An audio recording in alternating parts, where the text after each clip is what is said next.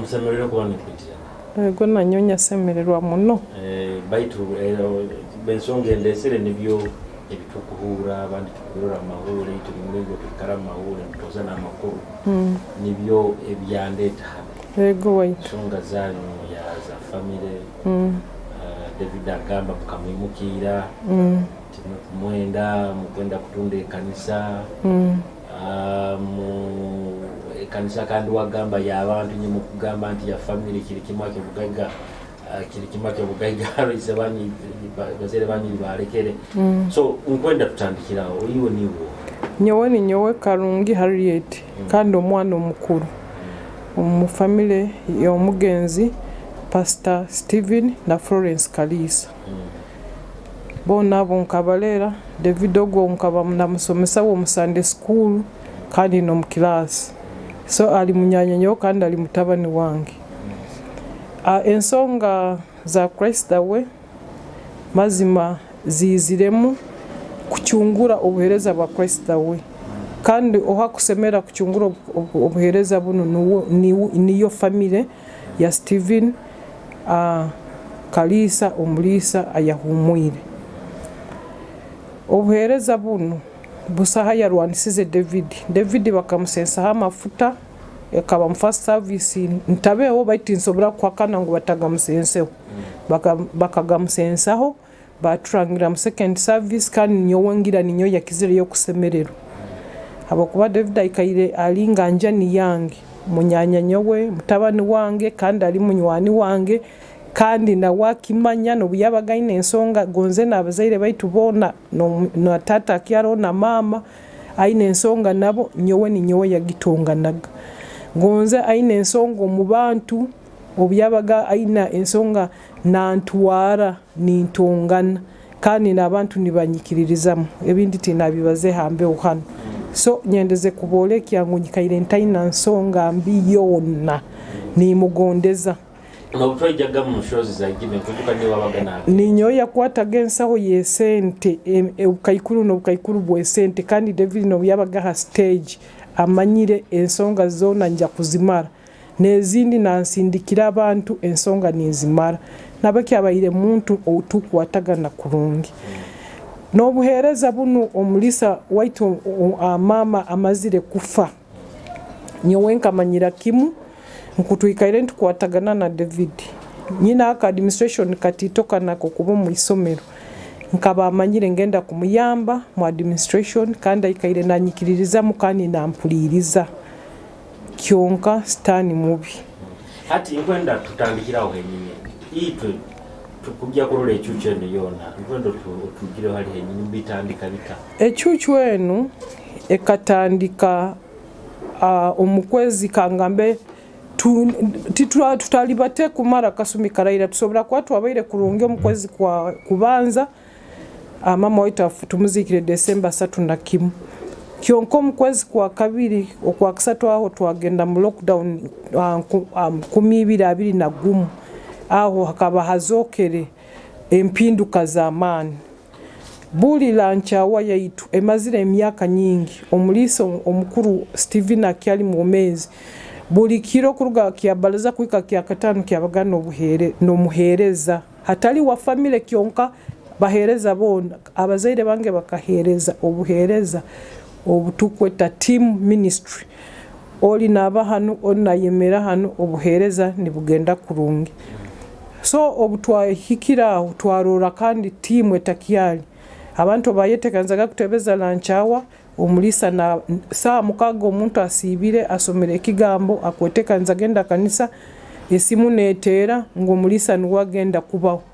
twabanza twamugumisiza twagamba katrole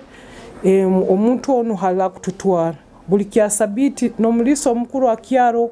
buli kiro kyasabiti twafunaga omuhereza muhyaka kuba abantu bulomwaine ebisembobi so ekanisa nenyuma ekanisa neribata kurungi kyonka tukagenda kuroro mulisa natanka kutebeza buli kyasabiti ego ntunyumirwa obukwendo abe baitu kandi tuikaire myaka nyingi tutakimanyirire tumanyirire kuikara ntukora hamu tuhingisa so ati we yangamba ganyo obunyalengero kubaza nawe yangamba akwenda entama zibanze zihuule zimanyire eiraka ly'omuliisa. Ekyo nikyo kyabaire ekizibu ky'amaani. Then atakwata hali family yonka ekyo kuloraho yakwata hali twamwetaga evangelist Exodus Moses saa zino ali muliisa wekanisa yibeeta God Wins eri hakisaha hate kanisa egyo n'abantu abakira abalimu bonna bakaruga mu Christ Way Church batagumire empinduka hinduka eyo muliiso no Bishop David King Kaliisa eyakabalese barora ebintu bihindukire. So okusanga aba entama runda abakristaya ababaire mu kanisa omu obusumi bwa muliisa Musajja Stephen na mama White Florence bona bakira bali mu kanisa ya Moses kandi abandi bakachwamu n'okuwegabagabo mu makanisa gandi. Ojja kusanga buli kanisa hano mu Rubuga einamu omurokole ayarugire mu Christ Way. Ensonga eri ngutakyasobora kine ekisanja ekya David King Kaliisa. So aho niho twayizire nka family ite twizire kutunde itaka nangwa habo kuba naitwe niheka niyege kanisa tusabiremo no tuba turabira mu mbeera habo kuba hariho bundi no bubasobora kwemera no manya bakugamba haliwe kibukya kyasabite kiro kindi ntugaruka yokuole kyangu twina kanisa yono mu Rubuga muno hali tukusobora agenda abarozi abahuliriza bakura program wenu ndi mwana mukuru wa Stephen na Florence Kaliisa abalisa bahumwire tituli bayayi kandi tukakitekerezaga kandi tukakibazaga kutunda itaka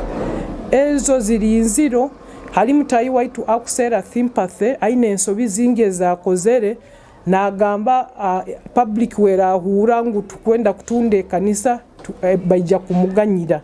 baita amazima gagenda kuzoka ite tukwenda kugaruka hamusingi ha doctrine yenyine yabazaire baitu batebezaga abantu habo kuba amazima gali doctrine hindukire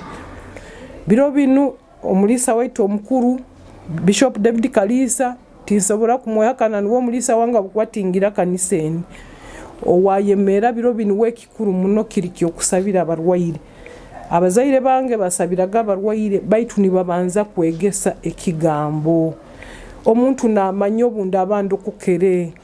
biki ebinkusobora ebinsemerire kora biki ebintasemerire kora ekitaro hati omuntu warokoka runda asobora kura heru oko niboni bamugamba ko kyanyo omwenge ose iwe oli murokole abarokole tibanyo omwenge akusobora kubihura heru rundi na bireka kugamba kabihura ira baito omukanisa yaitu ekyo tikikyalimu arekyaguze kikaire nikibaho tuite tubaitumaye David Nkomzina of course all over the sudden to our bishop n'abantu habuzaka ko kata bishop hati ekintu kinu kikaija kiti omama akaba David Ikairali youth pastor kumare myaka nyingi baita akasumi kakahika bamusensa amafuta yaba nka assistant pastor so kinu kikaba kiembaganiza hali mama wange omutata wangu yafiire pastor Nicholas Kasaija niwe yayesera aba branch pastors yabagamba bojo inyo nkororo omuntu akusobora kutwara obuhereza buno mu maiso nuwe Florence Kaliisa n'abalisa abandi bakitaho mukono bayikiriza baitu hatikinu we David ngira akamanya tata wetu yafiire mama yafoka hati mama wafiire nawe nuwe yagarukaho mutaikale abakwamanye kanisa jate kuba abaire mu kaba elders mutaikale nangwa tutaikale kyonka we omuliisa itwe ngira tukabandundi namagezi gathoire mutufere irwe rundi of course inka family ntu amazima galo munda no kipushinga norora hato haraba bokwanyo wenka abantu akusobora kuikiriza kuba muliisa bokubanye no mulimo gwange nkasoma obusomesa bwange nyikara hano haisomero emina waina business ye kandi atuina sister waitu Stella na wali omuchacho omu baitu norore kanisa takasoboire gisobora so tu obutwakiboine tutyo tuta initiatinga na meeting kugamba tukoleki tuikalize tukoma omulisa tukamanya umanya omulisa onu ajakura tujja kumusagika tutwala obuhereza buno maiso kandi kutekerezaho bokuba nogamba nti okulwani kyetolera mu family kandi kutekereza heri ya family ekyo tukaba tutakitekereza tumanyire abahereza abatuli haihi bagenda kutuyamba obuhereza buno bugenda omaiso so David wagambe ekintu kinu tikiri family ekintu kinu titukusobora kyawukaniza na family naiwo okirora hakabanza Kaliisa Steven hagarukiro Kaliisa Florence kuba kitabaire family na David akabataina mani go kwerangira ngo buhereza ijja kubutwara maisa akatandika kwerangira nka bishop akabaina obugumu amanyire ekintu kikiriki kya family kandi obuyakibalize na yamwakanize taro abo kwaba kabamanyire family niye ki oninga so ekyonkagwize ki amazi magali ekabansobi ya man tutaikale tukatwara butwara twagamba kintu leka kigende kukikali kityo busauna elder twinanu pastors forum abaikalire nkabuli mama wange nkubakozereki nku pastor Nicholas yakirozere mulingo baherezaga closely na tata kandi mama wange akaba arabire mu training nka somere courses zingi akagenda ona Kampala so twarura bundi baroro buhereza na koraki na busobora baitu lero guno ogwo murundi gwo munyanyanya we David King we akerangira wenka nka bishop busauna yamurangirire ati ensongezo zone ezimazire na muraho David ahindukire nyegesa yi baba pastors besides Christ that we taro ka committee aba pastors abakusaku baikali ati nyowe nko mwana mukuru kandi omuhereza nka elder bakwana nyonka bandi elder wa Christ we church David atakanyihiremu nyowe nkabanza nyakikora nyenka nyayeta David omukikaro ekyaru bajutuli babiri nyamugamba abantu bakunjuna nangutinku yambire nko mukuru wawe kyonko mu rukurato rwaitoro tuli babiri twekingira ine omuto wange akanyolekya yagamba nobunda abandi mukuru we nyikaire nimbaza nawe tiayijaga kumpuliriza ombintu ebindi mutunule ayombeke omusingi omuhyaka nyamukaguza omusingi gwa Florence na Steven Kaliisa ogusangire mu kiyangamba we akugenda nebyo moya rukwera mugambire omusingi guli guhyaka abahuliriza hanyuma yokurora ngo omutayi wango nutinki amusobora nkatware idara lindi nyayeta omulisa Kasaija Nicholas wa Ebenezer Rural Ministries tumaire nkahuima Christian Fellowship amoti locally nkwenda kusima abokuba obunyamwesere kumugambire ensonga ataije murundi gumu ataije mirundi ebiri naihago wange ebigambo obo nimbaza harubajirwa aba elders nensobi ezindozere nko omuntu ekyo nakyo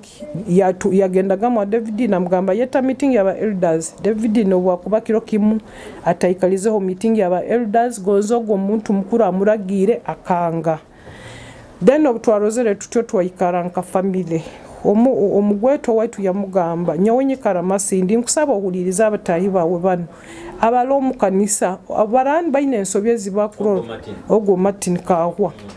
bakakugambira okimanye bakugondeza barani bakugambire bakurora bisobere nkusaba ohulirize oyikirize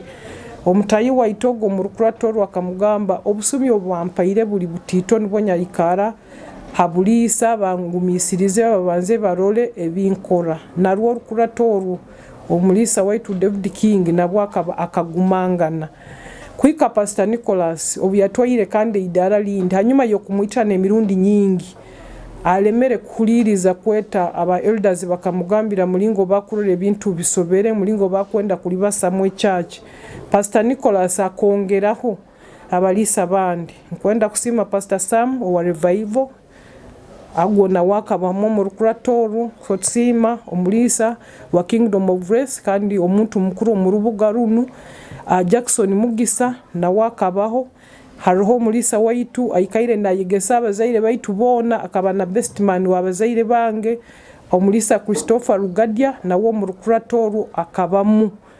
then naitwe hatali family kyonka itwe naitwe bakatweta nkabahereza omurukurato hakabamu nyowe Karungi na mutayi wange Muhanuzi Emi nka family runda abandi bamweta Emma nka family then kandi nkabahereza then abamu nabahereza abandi abantu abaze hambe uhanu baitu bono mulisa abalisa abo bakatubaliza baitu omutayi waitu mukikaro kyo kugaruka yo tukatera mukifuba tukayikara tukahereza hamu itwa ababandize genda kurora Pastor Nicholas Kasaija abo kwakabanza naitwe kuhura kurugana mbere tulinka aba elders akagamba tutera kiboko haba kitu amugurukire twagendo wo muntu wa heru kandi omuntu wa heru goitwe nyonka banta kumweta muntu wa heru teza mu mulisa kujja akatekaho omulisa hanyuma yo mulisa wetu Steven Kaliisa amazire kufa obo David nagamba kwatera kiboko yatutera kiboko yagamba tugenda garuka ombuhereza bwaitu tuikaire ntwererezamu tugenda kuikara hansi obwo ebyo byona bifubiro tuikale hansi tubanze trole tuwege mulingo gwa kuherezamu owali sima ombwire bwali bagondeze ali tugara mbuhereza baitu tali tugara ombika rebyo ebitwaikaire ntwererezamu nabalisa baitu bala ababiri abafwire so inywena yabayambuhereza itwena yatuyihombuhereza kumanya ati yatuyihiremu aba elders bakaba baina entebe ezembaganize zibakuikaramu obutwarugira mu lockdown tukasanga Bishop White David King Kaliisa Boki aziturukize manyazita hankati manyi baitu obukoze manyazita mu office abakwanyo mu office byo bintingira chance yogenda baitu entebe zaitu zikakoraki zikaturuka so aba elders bataina bubalizo abukwatuka batusobeze kugenda mu Pastor Nicholas Kasaija omuntu akusobora kuikaliza na family akatwebembera tukatekaho mugwetwa na yebembera nabekika kyona kyonka kugenda yo kikaba kifubira akiragamu kumurabya mama iso kandi wali Bishop wali antinyo wobunyabalize na wombo ina takuliriza nyatekereza Pastor Nicholas warabaza nawe arahuliriza ekyo kyakoraki kyalema so twaikiriza abandi abarugira pick up barugaho batayisa hito abandi twakiremeraho twakwatira kimwe obwoma nati tukyakiri mwe pick up ati sazi nibo mukanisa ogenda ngenda nko mukristayo kandi nyowe nyikare enyuma niho nyikara ebintu bine byitaka kandi hata ebintu byitaka ebyo mukama taha mukuru tukabyetegereza hanyuma haihi mwaka guno gwenkumi abiri ninga nebiri David kugenda kuwetegereza akabaho omuntu omoya tuibiro yagamba baitinyo mumanyire mutayi wanyu nkwakora ekyapa omuibara lye twagamba mali Rwanga mukuru twasabalo ya waita handikire aba land board ya Hoima ebule kabekyali Hoima district etakagarukire kuno musite nabahakana bokwemereza ekyapa okugenda omaiso so twafuna chance twarura hampapura ekyatuyira isoke hamutwe stamp yokubanza ekaba biro 19 January 2021 tuzikire mama asatu na kimu December 2020 19th January 2021 stamp yokubanza titukatabukire nka hati tukyali hamu kimanyisa byonna bikaba biro inyati mutamanyi tulina rukoge abo kubanyonka maro mwezi omuka tukyali harufu kyonka 2 weeks stamp ekozereki egenzereho obutwarozere kintu ekyo twahunira muno kandi obwateire muno abantu akiritwe ba family yakutulekera aheru natekaho aba elders aba church abanda batuikaire na tuina brother Timothy Talo tuina brother Hannington tuikaire tuinawe ali advisor wa church nawe akaba Talo tukabano gonze na Moses Exodus kuba yabairo abo kubaka banahereza closely nabazaire baitu obwatakubaire David afokere mulisa Moses no yakuba inafoka mulisa so nyawono obuntu akubairo baitu akubairo abantu abo baitu nkagambira abantu abayateiro nkaba witnesses obo no mukyara walo abantu bakunira hata omuntu ogwo mutayi wange ogwo twarora ali mugobya timanyire ekyapa ya processing agakya price the way oba nebihandiko tuinabyo applicant ali Kaliisa David King niwe applicant na ibara liye hatali ibara lya church hati warayo abaina asaba ibara lya church iwe church niye suppose no kusasura sente zaki zekyapa nyowe tinkosaga mu church omuntu ondio kind of course tosakiranga kiro kimu toina no bwakaiso bona kusobora gamba ngurundi akakiranga nangwa ekyo kintu kakiyamani ekyo processing ekyapa ekanisa netamanyi aho mutayi waitu tukatandika kumugurukya guruki ekyo kyatuihe isoke hamutwe kandi mama na kyafa nitukyali bantu bamu tutakatabukire so ensonga egyo niye twikize hara mutayi waitu twarura takyakyora kusobora kumwesiga warana asobora kutukora ekintu kya mulingo twarura mutayi waitu takyasobora kumwesiga butwaba tutayina muntu weno omukuru akubaliza obuhereza bwaitu abantu bakuru batwikalize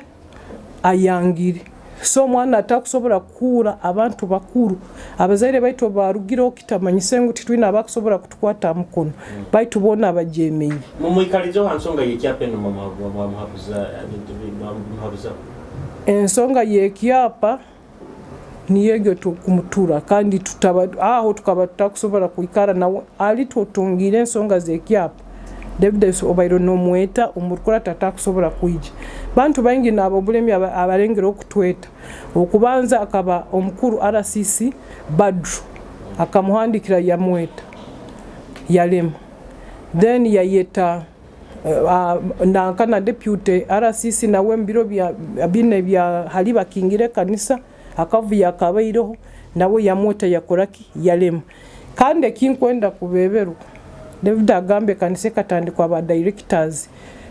Bitaro Evasi manya pastor Dr. Kawumuza pastor Kaliisa Evelyn no mukayikuru Nyakahara Christine abo abakwasiro mungarati kyonka warabana barecognizinga owakabana na Sabaland title bo bakakimanya kandi habwaki hampapura bataronka ba witnesses obaraba liba kama bobuhereza oiro chali nabo timanyire kibatekereza nyowe kubanya bayire ndibo omnyakwetegereze akubeta ba directors kandi ekintu kyabe kibakweta kyabo bakisabira bateki apa batakimanyire ogwo mwana nyakubayini muhwa obwo kyonkanyo otimanyira bakiba mwesibiri kandi abo nabo itwe nkabana nabahereza ba Christ we church tukabanga ati ekanisa abokuba amna mahura gangi kaini mpura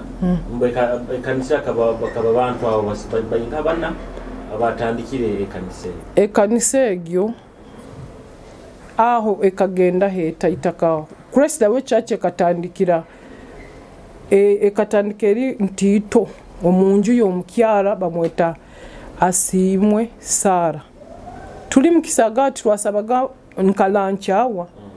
then obutwagenzere ntukura kyasabiti ntugenda ntusabira mwakezara nyowe ndi mwana mukuru manyire history ya Christ we church abanda bombalezere mbegeseze ati bojomba ile musomesa we wa Sunday school ogwo muto wange muno ti kuligamba nkudupa baitu ekanisa nkugimanya hati twarugire omunju ya Asimwe Sara omukayikuru gwa kyali mu mezi twagenda enyuma ya MTN omukisagate kyo twaikaraho muno ataho banu ba Dr. Kawumuza akabamu Sister Bitaroho kiro kimwe akabana atebeza yafuna blood clot yaruga kituti yagwa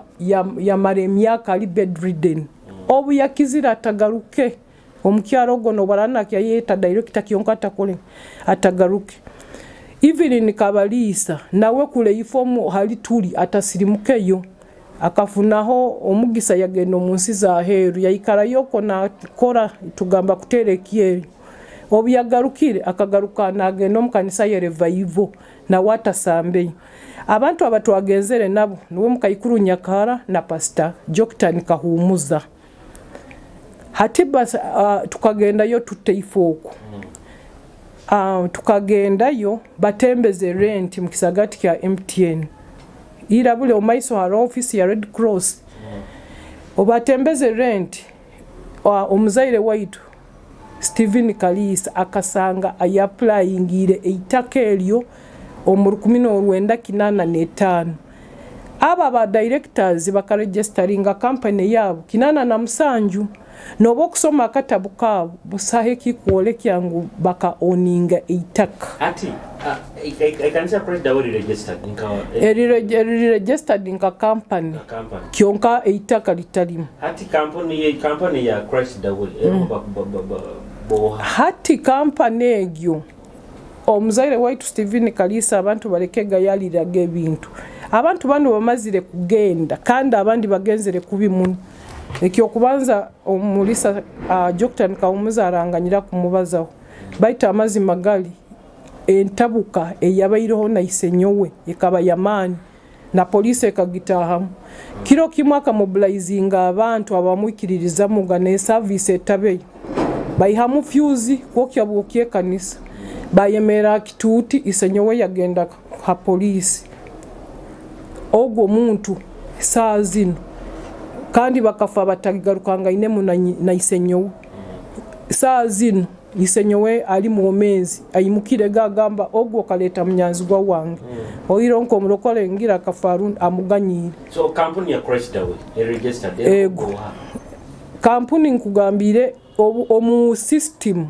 halimu bitaroho evas ni kukyo David yabaleti Kabalisa Evelyn Flora Kaliisa tamubaza oga mama wange baitu nawa akabakyalu mu system akaga amahura gakagamba David wenkana abaza ngo mama wange atakabaire kufa ngo akamuhimba ya mutwara mu URSB ekyo kisuba muno aleka mutwale mu URSB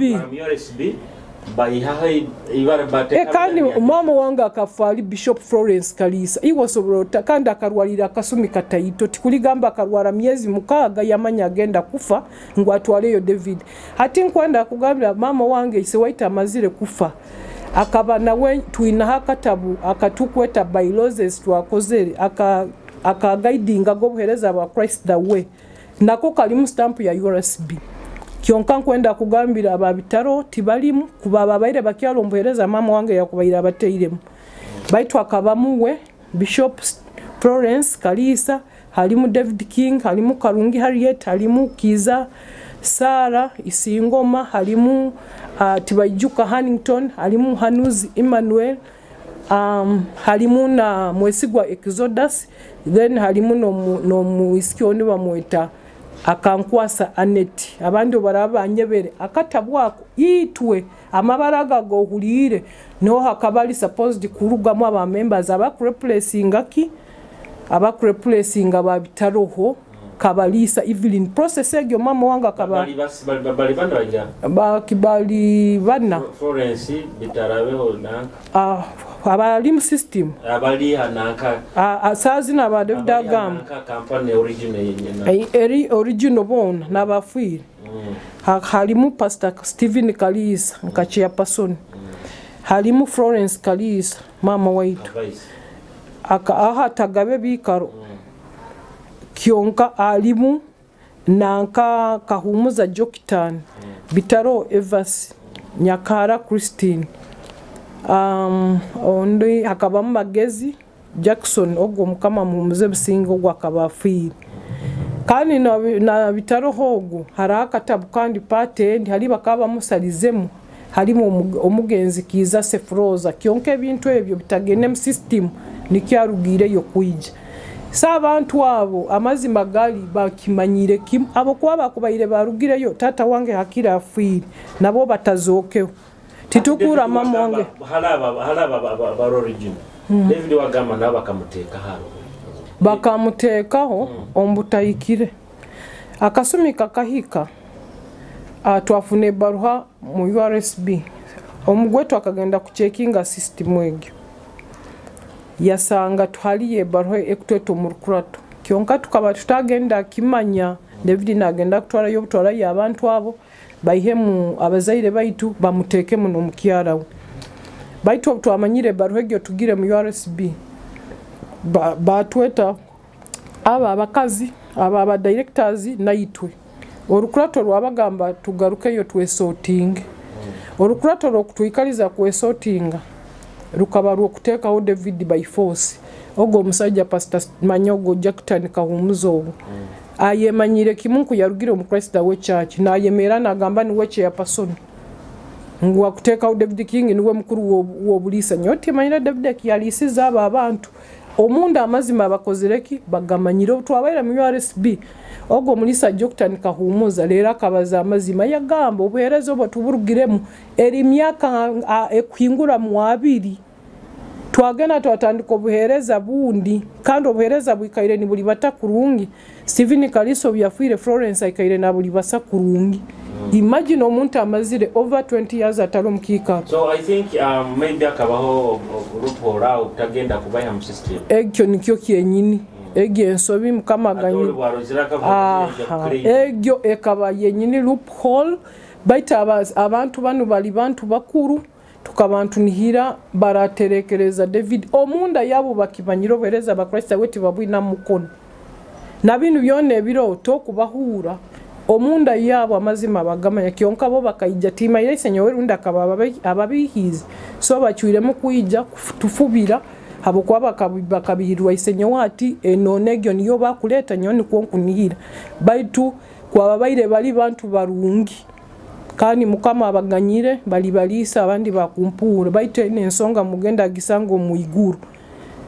bakubaire ni batwikaliza ni batuteraniza kuli bakagamba batwikaliza kyonka by force batatwikirize no kubaza ogo Pastor Jackton Kahumuza akagamba kurugana kiro kinu ito aba directors tuteiroho David King kuba bishop we obuhereza bunu mali ntukyaine ensonga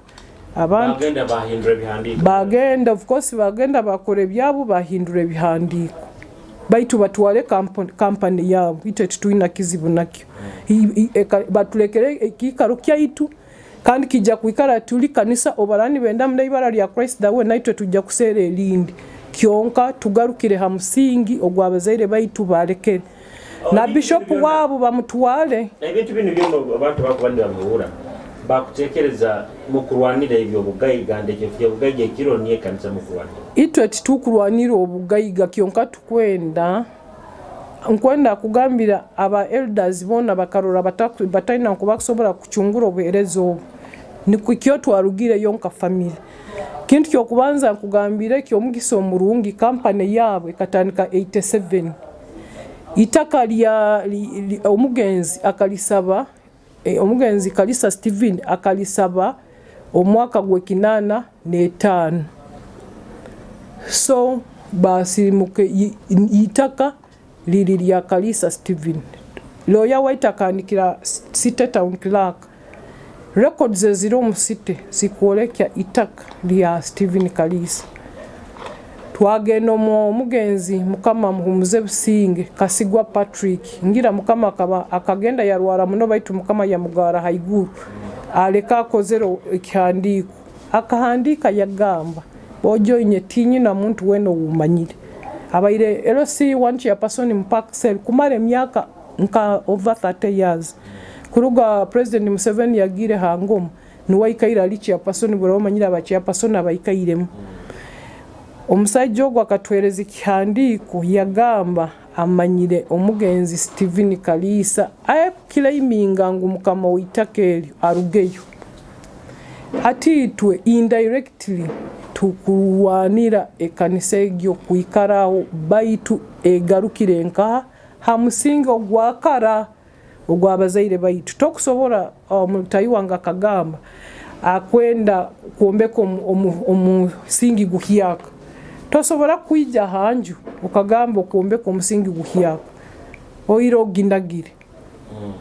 so hati bine bitukura nye mukwenda itaka biki tebiri nibe muro inye mukwenda omusingi gwe kanisa tukwenda omusingi gwe kanisa nitwe benyina abasemerire kurwanira ekikarekyo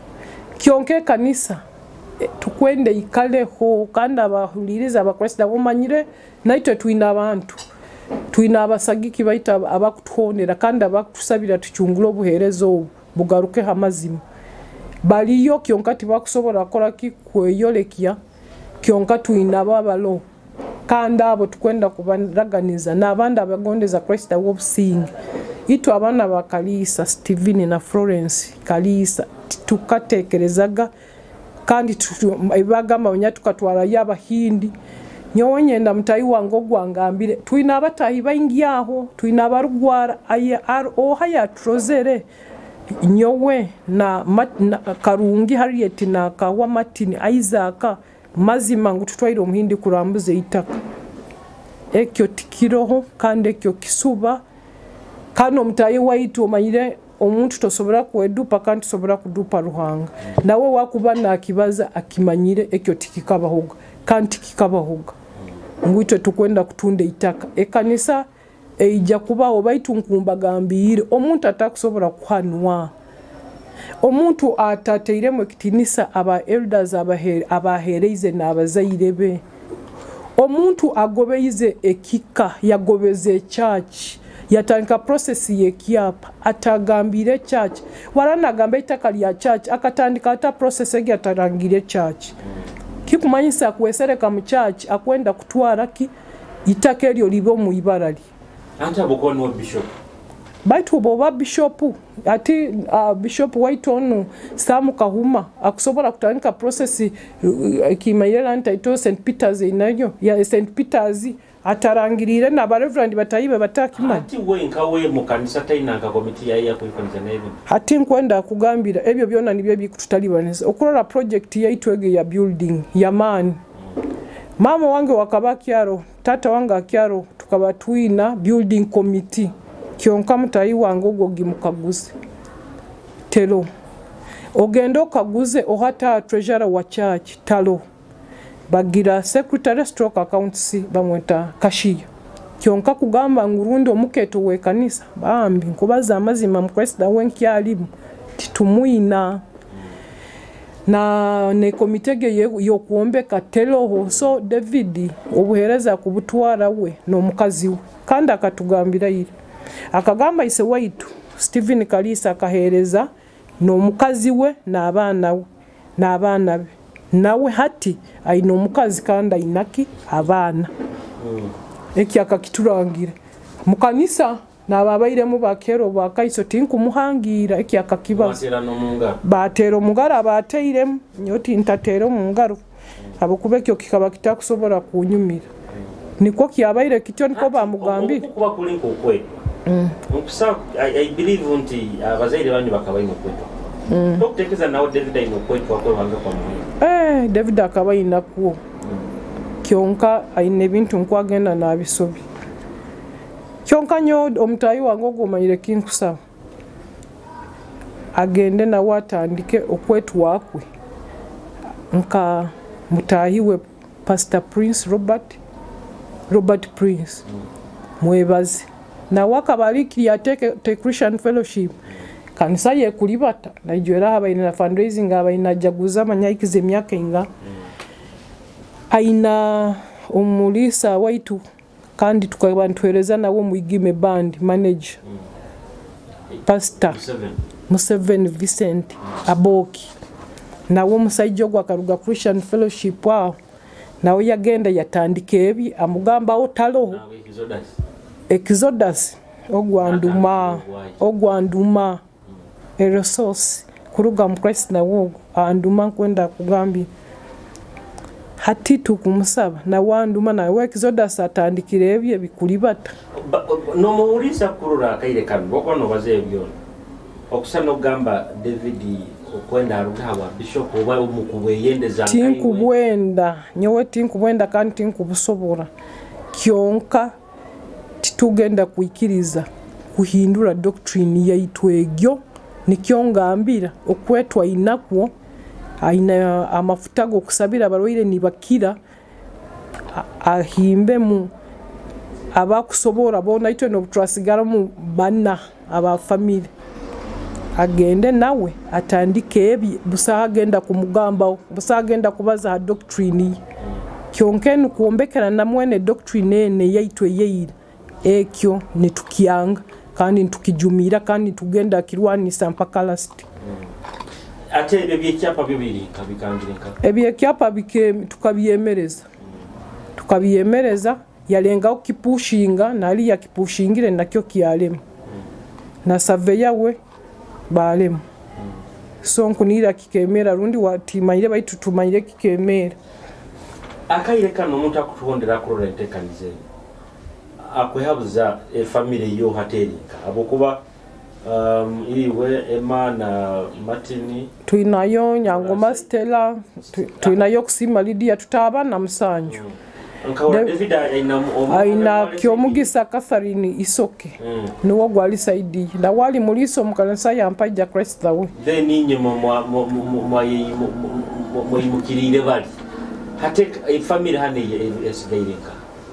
itwe tukyali mu muchacho omuti tuina hali tugera nyoti nyina ali nkuhikira niho monkyali niho monkyali baitu hali mulingo gunkurora kintu kyokubanza mutayi waitu tayenda batuikalize tu harmonizing ekyo akakyanga owo mugambe byagambe bintu biri mu koti tuina yemisango mu koti umusango go ohayatandikisize niwe Davido akatandika natunyegera ngunyewe na Martin tukafuna letters of administration ombutayikire manyo hata mugwetu atimanyire baitu wo munda yabagwetu abamanya kandi no murukurato akabamu then inaitwe twamunyegera umusango mu high court ogugamba kutulemesa nkabagwetu akoraki ku administering estates zo mugenzi ubwo musango gujja kuba yo mu January guri mu high court arone binde bya tukiraho gati tuturotika tubura kebyo kugingirire mikono na biki bakababoha abagingirire mikono ebyo byona biri hakyapa abo kuba haloho omukono gweguroho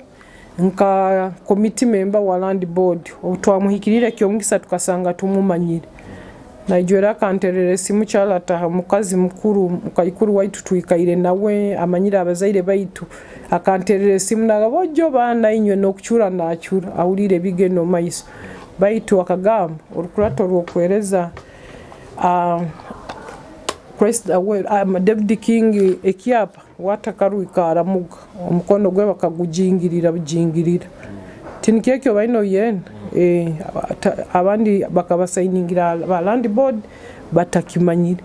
kwabaire bakimanyire bakoyiba tukagwize hati nkogwo omukazi obwa Yakubo ine ba witnesses tutaloho muhalitu ataro yakubaire nakaguza yakimulikiremo namanya ali mwenso kyonka abantu abone wamanyire emikono hali yagihire ubwo omusango guri ajja gugaruka mu gwa fojari ali bagambira warabani bo basayiningira ba land board bali beta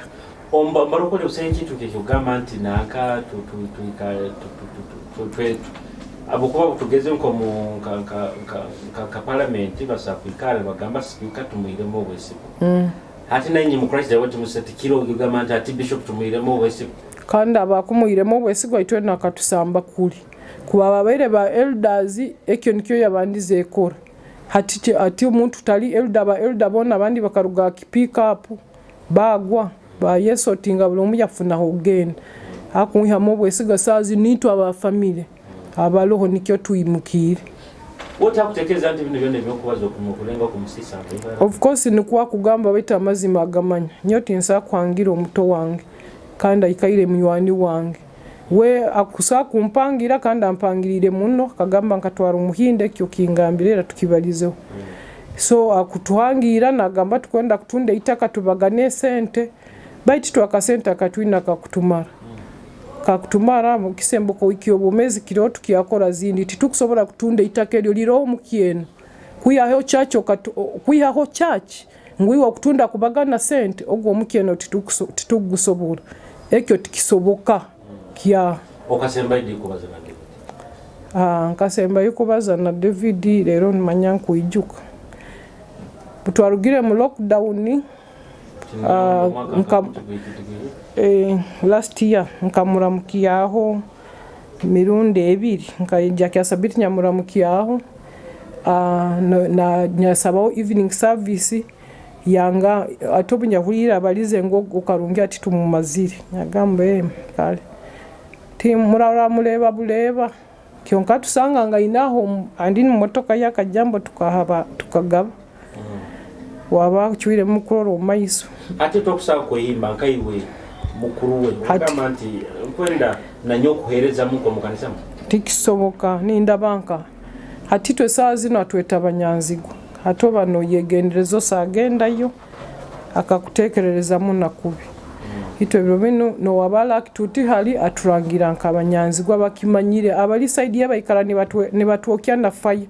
baitu kusima ruhanga baire murungi fire tetuokeze muri mu kanisa ndaba fire gamba nabandi nibemerera kimwaho nibakusabira naho halo ikalira aho naije umuntu nayemeraho natanka kusaba tiki kunanga tiki kurabya kubigamba ndatika ne kanisa we kangeganyire nduge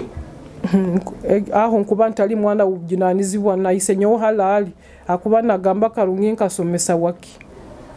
ati nkwenda tumalize nyina kuchungura ebintu byo buhereza bwe bwina kuchungura nkwenda tumalize tekanza I think aba kuturora abaine kiba pikingire last day kitwarozere jweri kanisa abapolisi bajya bagisigaho ateke kimwarozere jweri itwe tukaba tutaina bakugamba gamanya tukayiba sente manyabaga manyabihandiko baitu bojoin hati tukaba tuchwiremu hati katugende hakanisoko tuichane Davidon tubazeho ndawo niwe twaseraga titwina kinde kitwaseraga aba bana nkubasaba barukuke aya kwasire manya kuniga secretary abana babanda jano kubatwara omuru boko ebigambo ni ubya kubatekamu aya nigire secretary taro police ekaba baketa atkwasi manya tukayiba bihandiko police egiye kaija mulingo yayiziremu ye kaija mulingo gwone kakoraki ekaije kyo tingenda kikugaruka moja kunganyira kyonka polisi ye kaija baito manyire ngo aba David abo abantu bene bo balesera omuntu ayalesera akavuyo lekamu kugambira ayalesera akavuyo kyomugisa Catherine kandi akatero nyowe omukuru we akajura mwenkaito yantera itamahana kuba abanyanya nyo babeire bali bokurwana kawa Martin Isaac na Emma muhanuzi bakabamu omuntu obakuteire obakusoboire kutera akabogo sister waitu baitu busaya mukwasiro obaraba tasoboire kwata ho gwateire nyowo bakweta mama wabo omukuru wabo ikaire nabo nabo baraba tasoboire kumutera ati nkwendo gule kuruga na mbere oli andi busawo bateire abakiba tateire ogo ayanteire so bine hatobu yakanteire bamukwata aka kavuyo nuwe kyo mugisa Catherine isoke yakizire kuleta akavuyo kyonka itwe tukaba mu businge nyowa kansangano muntebe nyikalire nti kyonka itwe mulingo atakuwata simu zaitabo kuba tukaba WhatsApp ya family David akeihawo so tugira mulingo gondo tukusobora kumuhikira nyowe nkamtwekeraho kiro kimu message ntakamanyire ngwampoiremu ya yanga kungaruka mu amaze kutebeza radio ni musimu nyamtwekere kimu kya 10 nkwenda kugambira bundabanya ikirize David abe mulisa nyakozereki buyamaraga kutebeza nyoni nkabandisa ni nyatebezaga radio kyonkanya ikiriza ngo omulisa gambire baina kubanza kura inyakali buyamaraga kutebeza nyowe wundagara yas deleting nyamtwekeraga message ni musima baitu nyonkya inazo nyamtwekera mu lockdown ekimu kya 10 atangarukemu ntamanyire ngo obo atanke kuba nensonga nanyo nyamuterera ni mugamba ntwekerege kimu kya 10 message togirozere hatomnya kyoira atebeize mutwekere message atangarukire munyagamba ekinu kikaija nyamweganyira kandi nyo wamanyire kimu ni nyo ya celebratingire bamaze kumusensa amafuta nka assistant pastor ekyo akimanyire so itwe obutuku bantu baza tukubaza amazima kandi omwana ogwo nkumweta mwana bukwa muto wange baitu bishop wange kuba yayikirize kulibatira ombigere byabazaire baitu akakora n'abantu atali na family kyonka itwena nkabahereza okwaite tukaba tulo muchacho mu nkabahereza ayakuteire enduru eno imukura tiyakubairo baite ebintu bihindukire muno program yaitu ya radio abakundora kandi abakumpuliriza aho niho mumanyire ebintu bikahinduka abasiramu aba protestant abakatoliki banyumirwaga program yabazaire baitu abo nanyonya gendaga ninyegesa no yegesa byamaka no yegesa mulingo gwokorora mu abazaire kiro kindi nibatebeza enjiri kiro kindi nibatebeza relationships lero hospitality norora ebintu byona enjiri ne yamba abantu biro bino tibiriyo program ya radio gewera nkuyakahindukira no mukanisa niko nebintu bihindukira emusingi gwe ayebale gwombeka tukumusaba kandi tukumugondeza obusinguzi agenda gwombekere handi ogwa gutulekere kali nkwenda tumalize ebigambo bikusemba yo tumalize ensonga zizo ebigambo bikusemba yo tukusaba abantu batusabire ekyo kimu ekyakabiri ekingarukamu kugumiza abakristayo abenda Krista w'echurch omanyira abenda Krista w'echurch nowe kuba pick up bakikwasire babe nibenda kiramu mu amayizi baitu bakozere bakikwasire nkwenda kubagumiza nko mwana omukuru wa Stephen Kaliisa na Florence Kaliisa abahumuire rukoge itwa abana tuetekanize okutunda itaka lya mukama tukimanyire kimu itaka elyo liroho mukieno kintu kimu tukwende itaka elyo eliryo omuyibara lyaise waitu itaka lyaise waitu ekanisa ikaleho baitu ekanisa we kubeikaliraho ebe hamusingi ogwakara ekyo nikyo ngamba so nikye kikuru mbyone nyowe ekyo nikyo kyonka akarowande unyauli agamba ati ne akozereira abantu bateruka mto wayaga mto wabo akakora Mati nakozereira ngo tukakorezeze echachi nzo twakoze akole ebintu ebiri mu amageza akola amazima wana wakakoraira twikaire mushoni nyo yabaraga sente nawe tali mwana muto na wakozere kandi bo bakizanga nayo myaka ingaitwe nyina waitu yachuereraga tikuligamba mukiza myaka 5 weraberi nyingi ni yebiri yo nundi gumukichweka na wakozere baita akole ebiterekerera atali kugobeza akatandika ku processing kyapa nagambe byandiko byona Krista w'echurch byandiko byona Krista w'echurch iyo Krista w'echurch ekamanya aba directors bakatandika obuhereza buno obora bano no tekamo kitinisa aba directors bakaba balo munsi za hero nabo munsi za hero nabo bakutwekaga emikono no scanninga no dora ekyokora bakaba munsi za hero so aba directors baliyo nkabatakozere kinkabatali kubaba baire balo bakoire hakiapa anyagambe malo mwana ona abagaruyi baitu nangu ngusemire muno webale kuhowire ndana tunanya kenteka nzakandi malira kale webale muno nawe kumpereza obwire bwawo kama nawe wakwereza omugesa